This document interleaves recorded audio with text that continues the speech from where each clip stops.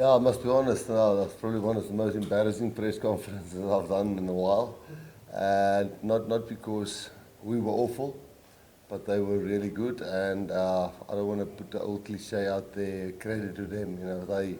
They were good, but we made them better with our performance. To be 20-0 up, we did the same against Italy, 27-3 up, and then we let teams back in. We can find excuses there, but at the end of the day, they gutsed it out. They had a few injuries when Skelton and Peach went off, and we had one or two injuries, but yes, we gave them one or two soft tries with an intercept here, and we were almost scoring, and then they scored from a pass from Andre. So, but overall, they were just better than us on the day in most departments. We didn't scrum them. They beat us in the line-out. For the first 25 minutes, I thought we were really good at the breakdown. But after that, when Siya got injured and Marco had to go for HIA, they bullied us at the breakdown. Yeah, so I could just sit there and say, listen, they beat us in most departments. And yeah, we as coaches got it terribly wrong. And we have to look first at ourselves before we point fingers at the players. And we know from now till next Saturday we're going to take a lot of flack. But when we take the credit when we're doing well, and then now we must take the flack when we're doing badly. And I'm not saying it with a smile because I'm happy. I'm saying it with a smile because that's the reality of rugby. And yeah, we're very disappointed, and we are feeling bad for our supporters, and we're feeling bad for our players, and overall for what we produced today in the field. We are very disappointed. Rassie, you said few players might pitch next week. Could we perhaps see a few changes for next week's game? We actually already picked next week's team, but we've always said, if we lose momentum, we'll not play well. And we did both. We lost momentum and we played badly, So the players actually know who's the team who's going to play next week. But we had a chat now in the change room, and that team will probably change a little bit because, we want to get the Ethan Hookers in, we want to get a Kane in the start, we want to get a Krappies and so on to start. But we'll have to rethink it. I don't think they tactically just outsmarted us. I think they also physically dominated us. And not the worrying thing, but the interesting thing is the longer the game went on, they're supposed to struggle at altitude, but it just shows what Joe is building there, and we were always nervous about that. That he's getting a bunch of guys to really believe in each other. They got stronger as the game went on, and then we made a few errors. So yes, next week's team internally was announced, but we'll review tonight. We won't go to bed really early. The saddest thing is 5 points for them. We didn't even fight back to take the bonus point away. So currently we're on 0 points, they're on 5. We'll see what happens between New Zealand and Argentina. Yeah, so listen, man, I can butter this up to sound cool and respectful, but we did just really dog shit on the day. Rassie, just after, even though they scored, you guys just looked in control. Would you say that maybe overplayed your hand in some of those attempts? Yeah, look, Grant had so many breaks where he just almost got away, and Mane had so many breaks where he almost got away. The same with Edwell, and that changes games. But then you also have to realize somewhere in the game we're quite not getting it. So then you must don't. Well, I'm not saying that this is the answer, but I think their kick to ruck ratio was. I think we only kicked, 9 kicks in the second half, where their kick to ruck ratio was really turning us around. And I guess the players on the day felt, look, we're 22-0 up, and there's lots of space. Let's take a chance, and that's coaching. That's us, telling the guys, let's still build the innings. 22-0 is not winning a game.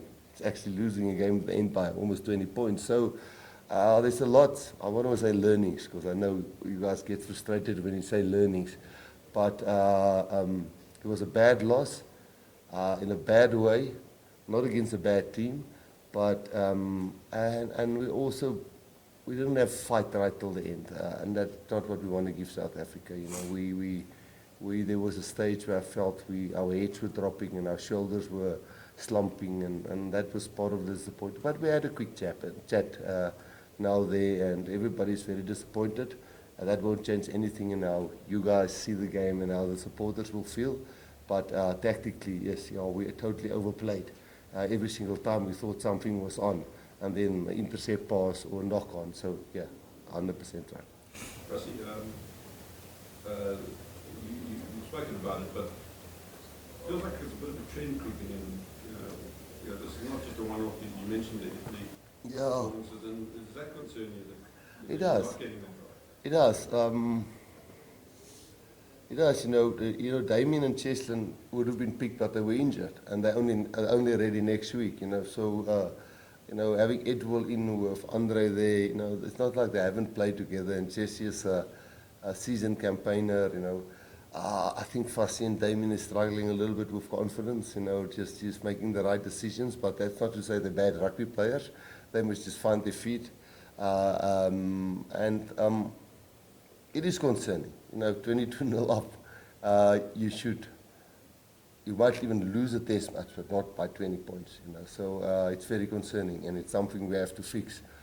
You know, we lost a few lineouts with sometimes just bad throws, sometimes timing, sometimes the wrong call, and we had 3 weeks to prepare for the game. So I can sit here and give excuses, but I must point the finger straight at me, because I really thought we were well prepared for this game.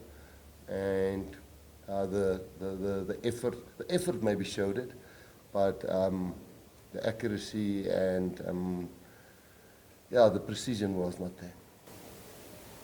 Coach, I hear everyone is calling you Rassie, your first name. I respect you, sir. I just want to ask, you said right before you made your statement, you said that you as coaches are taking the blame.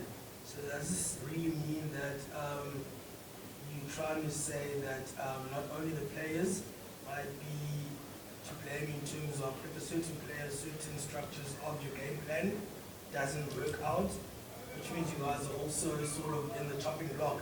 Because if you say now that you guys are to blame, so you played a side which is going to be hosting the 2027 World Cup.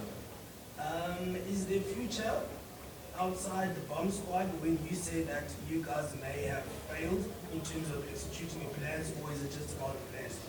Oh, we didn't have a bomb squad today. We played 5-3 split like them, so there wasn't a bomb squad. No, 100%. When the team loses by that, the coaches must be on the chopping block, and the coaches must be under pressure. I mean, it's not the first time that has happened in our careers, and I don't care if the headlines tomorrow say that. I'm pretty sure that's why you record that and want to hear that. You know, we've been in similar situations where we've lost with big margins against Australia, and then we had to go and beat New Zealand. We terribly want to win the Rugby Championship. I don't think it's over and done and dusted. I think a lot of things can still happen. But no, 100%. I mean, a player doesn't go and play there just by his own devices and just do what he wants to do. You know, we kind of guide them and pick the team selection, and then when the result doesn't go your way, you know, maybe combinations was wrong, maybe plans was wrong, and maybe the halftime talk was terrible. You know, when you're 22, I think it was 7 then.